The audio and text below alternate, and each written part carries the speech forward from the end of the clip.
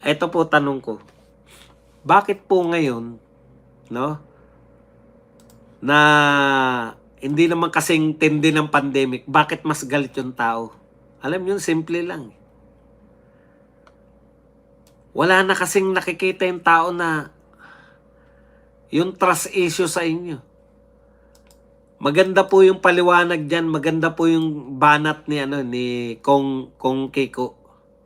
Ang sabi po ni Kong Kiko, eto lang, may kasalanan ng pamahalaan sa krisis sa langis. Kasi sinasabi ni BBM, wala na tayong magagawa dyan sa pag-angat ng presyo ng langis. Hindi naman natin kontrolado yung gera. Correct. Pero ang ganda ng paliwanag ni Kiko Barsaga. May kasalanan ng pamahalaan sa krisis. Kapag hinayaan mong umira ng kasakiman at korupsyon sa panahon ng kapayapaan, iniiwan mong mahina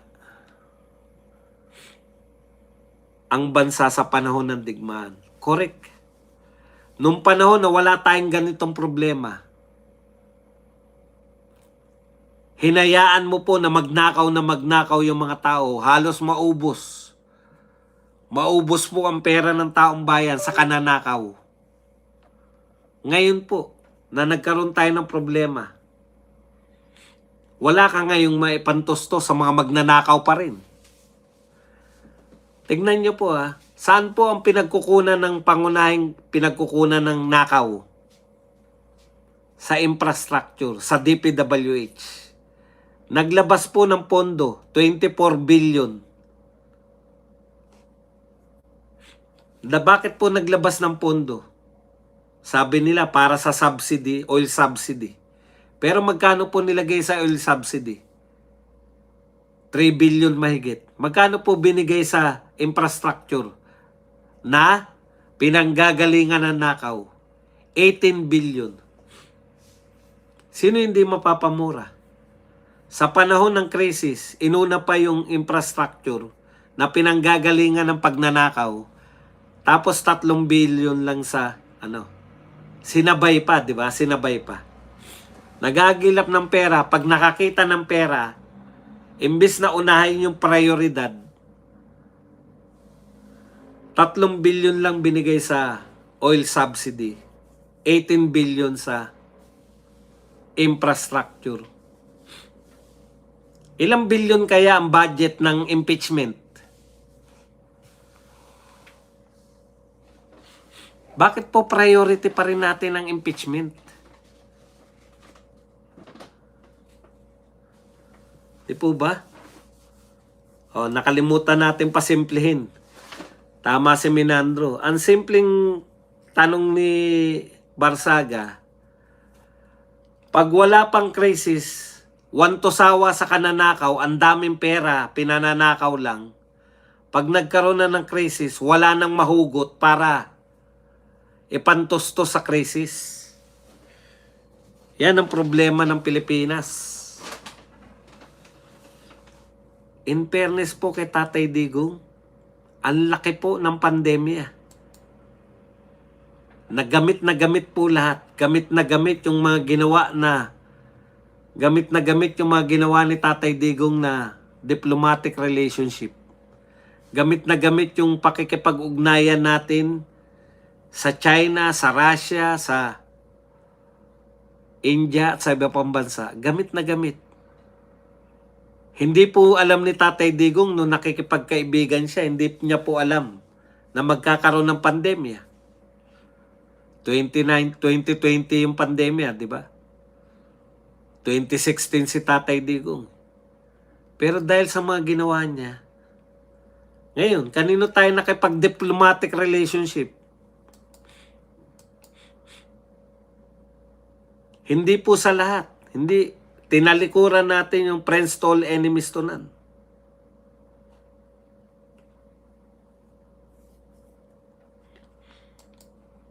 Tumalikod tayo sa magandang ugnayan panlabas sa mga bansa.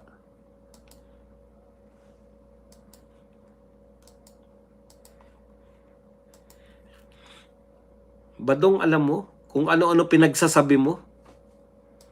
Pampatulog ka lang namin kaya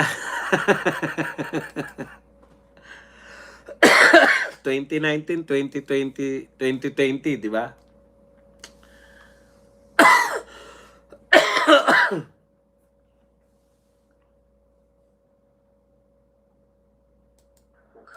Kung kaya namin gawin, sana walang mararamdaman ng ating taong bayan sa kanilang araw-araw na pagtrabaho.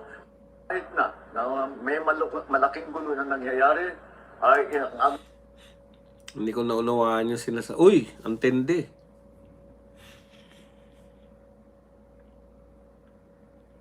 ₱60. Naku, kawawa tayo sa Lunes. Magkano na po kaya dolyar sa Lunes bukas?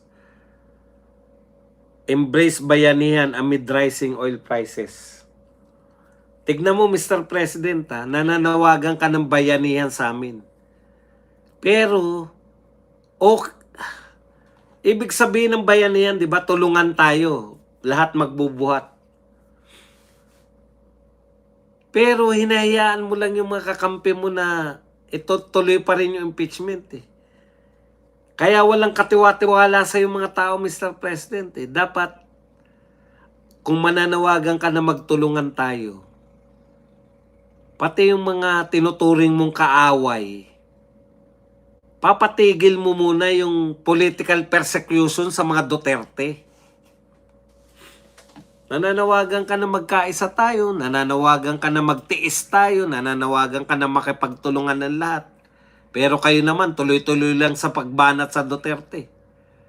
Kaya walang nakikitang sinseridad sa iyo, Mr. President. Sa isang banda, salita ka ng salita sa media, sinasabi mo, magtulungan tayo, bayanihan spirit. Sa kabilang banda, yung mga tauhan mo naman, wala, hindi po pwede. Impeachment tayo, kahit may crisis na, impeachment tayo, kahit na ano. Walang unity sa amin. Impeach namin yung kalaban namin. Bistado na kayo lahat. Kaya nyo ni-impeach si BP Sara dahil papanagutin kayong mga magnanakaw. Kaya mas lalong porsigido. Tandaan nyo po, yung mga porsigidong impeach si BP Sara, yan po yung maraming ninakaw. Kaya porsigido kayo kahit may krisis eh. Hindi magbabakasyon eh. Putya, Holy Week, walang bakasyon. Hindi kayo magbabakasyon dahil para tuloy-tuloy ang impeachment.